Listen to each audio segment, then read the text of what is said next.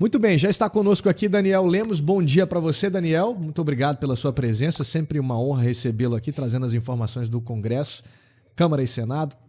Quais são os assuntos mais quentes e importantes que nós precisamos ficar atentos? Ontem, Bia Kicis esteve aqui, falou muita coisa sobre a CCJ, né? Deu uma aula aqui sobre CCJ e falando dos projetos, mas agora nós queremos ouvir você. Como é que estão os bastidores aí da Câmara dos Deputados, do Senado Federal? Bom dia, Cássio. Bom dia, Max. Bom dia, Ítalo. Bom dia a todos vocês aí. Bom, que bom. Ontem vocês estiveram, aliás, de manhã e de tarde, né? Foi. Vocês praticamente mitaram. De manhã a deputada Eduardo Bolsonaro. Quem não viu tem que assistir, cara. E à noite a deputada Bia Kicis. Bom, ontem tinha muita gente perguntando sobre o trabalho da deputada Bia à frente da CCJ e perguntando se ela teria vida fácil lá. Eu já digo para vocês de antemão que não vai ter. Inclusive, eu queria parabenizar ela porque o que eu vou falar aqui agora é uma atitude dela como presidente, porque tinha um deputado do PT agredindo ao secretário, Dr. Silvio Avelino, que foi inclusive secretário-geral da mesa, agredindo uma pessoa negra, agredindo ele de forma contumaz, e ela parou a sessão para reprimir esse deputado que estava agredindo o secretário que ela escolheu.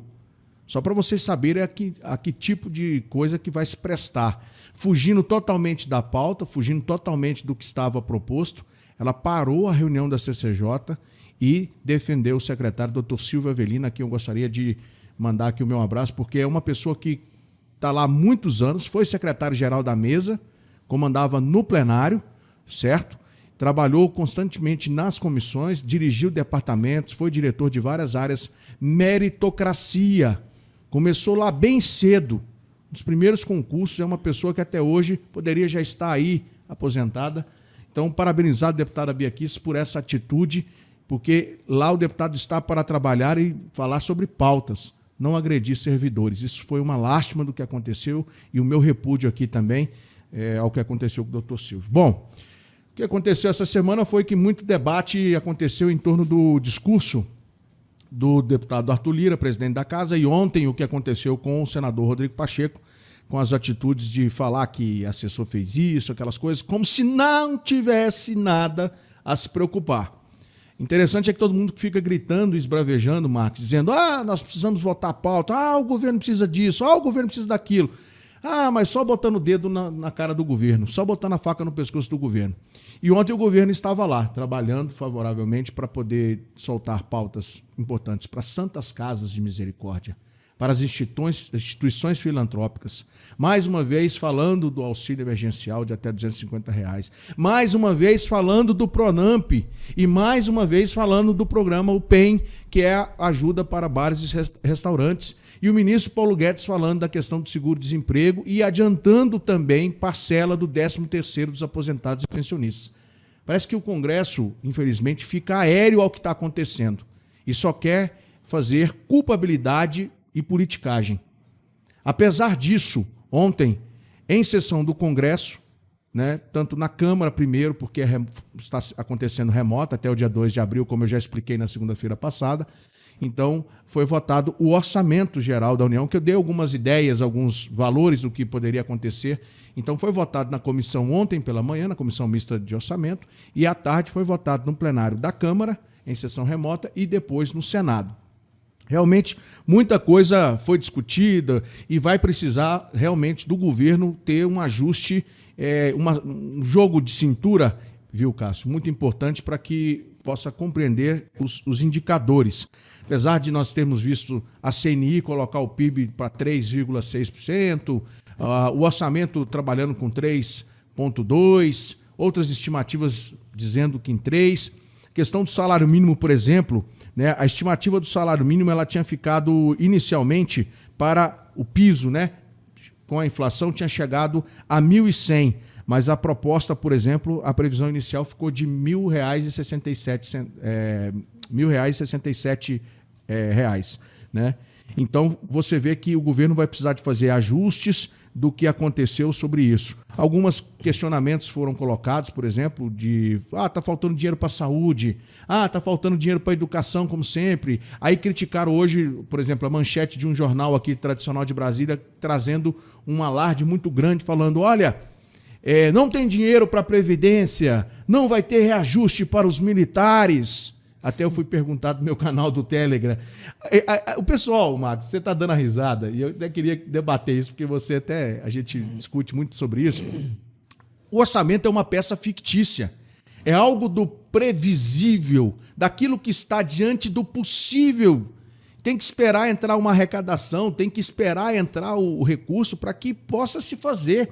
E ninguém ainda está considerando que a PEC do novo ajuste fiscal, que foi aprovada, a emenda constitucional 109, que foi aprovada na semana retrasada, por exemplo, favoreceu muito o governo, porque ele vai ter um novo regime fiscal, ele vai poder fazer essas suplementações, vai poder fazer a questão, controlar melhor a questão da regra de ouro, pagar funcionários fora dessa regra de ouro. Então, o que acontece? A gente percebe que ninguém entende muito bem, Max, o que está acontecendo, porque fica o pessoal falando, a Previdência. Lógico que o governo vai precisar ajustar. E por isso o governo ganhou do Congresso. O ano passado, você lembra que a gente falou da PEC do orçamento de guerra? Sim, né? o imprevisto é previsível, né? Pois é, diante da pandemia, diante de tudo que você está acontecendo. Você já sabe que durante o ano tem que acontecer revisões, vão ter que acontecer ajustes, vai ter que ter mudança no orçamento. Todo ano tem, não é assim?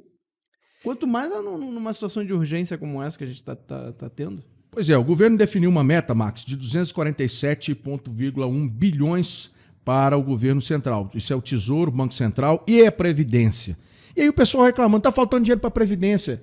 Aí o Paulo Guedes virou e falou o seguinte, nós temos a emenda constitucional 109, o ano passado tínhamos a PEC do orçamento de guerra, a emenda constitucional do orçamento de guerra, que colocou um orçamento corrente do ano e o orçamento específico para a Covid, que poderia passar por cima de algumas regras da LRF, por exemplo, Lei de Responsabilidade Fiscal. Então existe hoje, o Congresso deu essa emenda constitucional, que foi aquela da famosa PEC emergencial, que era uma das PECs do plano Mais Brasil e Menos Brasília. PEC 186, PEC 187, PEC 188, que estavam lá no Senado. E essa foi votada, inclusive, condicionando esse novo regime fiscal a possibilidade de se abrir espaço, recurso e se realocar recursos para poder, por exemplo, dar os 44 bilhões previstos no novo auxílio emergencial. As despesas, como eu falei, a questão da estimativa, são estimativas, né? A receita foram estimadas em 4,32, o teto de gastos é 1,486 trilhão, né, conforme uma emenda constitucional, a emenda constitucional 95, de forma mais prática, 1,480, porque há dispêndios do ano passado a serem quitados e agora outros previstos para 2021 que ficarão para 2022. O pessoal reclamando no início, Cássio, por exemplo, né, fazendo matérias jornalistas dizendo, olha, o governo não pagou os leitos de UTI. Senhoras e senhores, o que o governo fez até a aprovação do orçamento, que vai agora para a sanção ou veto do presidente, foi governar com 1/12 que a Constituição coloca ele à disposição dele. Ele não pode descumprir esse 1/12. Lá atrás, os recursos foram todos empenhados e foram todos colocados à disposição de governadores e prefeitos. E agora, no início de janeiro, se houve a questão de uma deficiência, até o ministro da Educação estava discutindo com uma deputada e dando aula sobre a questão dos repasses do Fundeb em janeiro, com a nova sistemática da emenda constitucional que foi aprovada, o decreto que foi assinado na segunda-feira do Fundeb.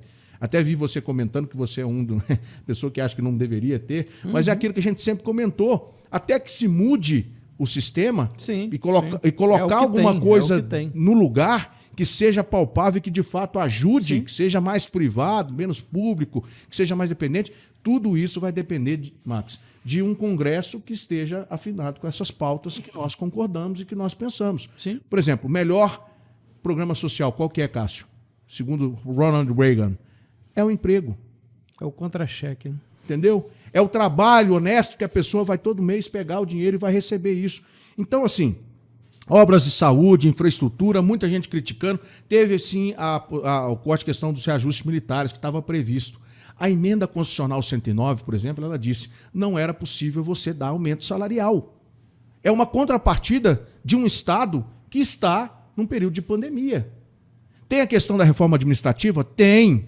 Um Estado inchado? Tem. O governo vai ter que resolver esse problema. O ministro Paulo Guedes e toda a equipe econômica está acompanhando. Ah, mas nós não, o pessoal profissional de saúde, de militar, educação, não pode ficar sem aumento de salário. Sim, não vai ter um aumento, mas vai continuar podendo fazer progressão. Sim. Isso em estados e municípios, que é muito perigoso. Aproveitando que você tocou nesse assunto, Daniel, vou fazer uma pergunta aqui meio de improviso, então, né, se você não souber, não tem problema. Mas você acha que esse ano sai alguma privatização de estatal? Como é que está a conversa lá no Congresso? O que você tem ouvido lá nos bastidores? O pessoal estava perguntando assim, serve o presidente atual da Câmara que, segundo a mídia tradicional, a grande mídia, bateu no presidente da República. Engraçado que na semana passada, Cássio, o presidente Arthur Lira, ele falou o seguinte, nós vamos rever a lei da possibilidade dos partidos pequenos que não têm uma representação ampla na Câmara e nem no Senado apresentar ADIs ou o outro... Você lembra disso? Lembro. Ele falou, nós vamos rever isso. A gente noticiou aqui. Então, vocês noticiaram. Aí ontem pegaram a questão só do frame da fala dele sobre o sinal amarelo.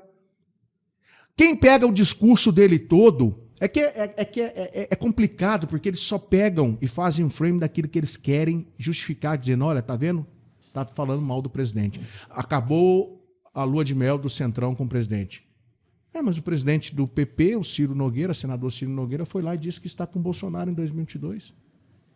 Que realmente reconhece, para ele, que ele reconhece que ele, presidente do PP, Ciro Nogueira, diz que tem alguns problemas, erros na pandemia, mas que Bolsonaro acerta mais, um governo sem corrupção.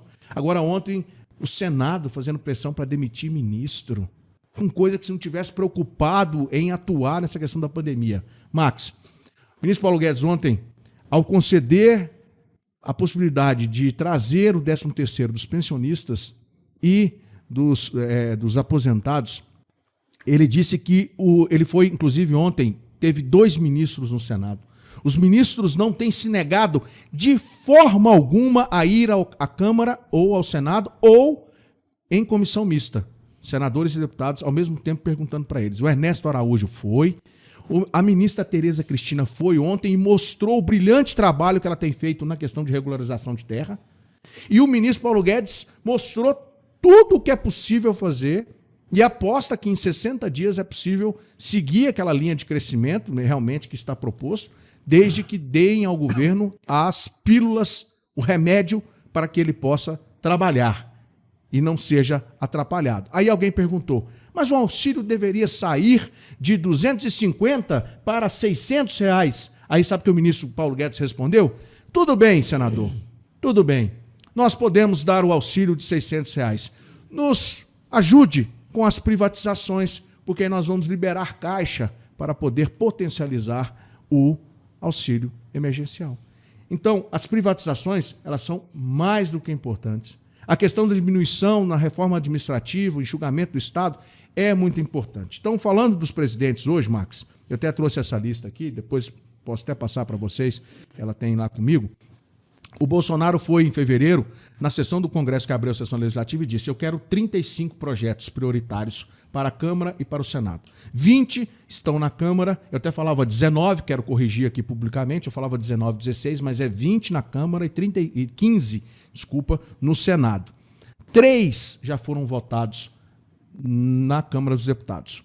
Qual foram? Autonomia do Banco Central, né? Lei do Gás, Marco Legal do Mercado de Câmbio. No Senado foi votado a questão, né, do Fundo Agrícola, o FIAGRO, e também a PEC emergencial, e essa semana o governo digital, que era uma proposta também do governo, porque o governo já vinha fazendo alterações, né, para o governo digital, mas precisava de uma legislação que pudesse dar sustentação para que o governo ampliasse mais a questão do governo digital e diminuir. E, mais ou menos, teve uma economia o ano passado, Max, sabe de quanto, Cássio? De 110 milhões nessa questão do governo digital. Então o governo tem trabalhado, assim, vamos falar a verdade, descaradamente. E o que incomoda essas pessoas que ficam toda hora dando recado, falando, existe a pandemia, Covid, a questão de tudo que está passando, as pessoas que estão perdendo vidas. Existem N coisas que poderiam ser faladas, mas o governo não está deixando de trabalhar. O orçamento foi a prova disso, que foi votado e foi colocado à disposição para que possa fazer agora. Câmara votou também projeto do Pezinho, né?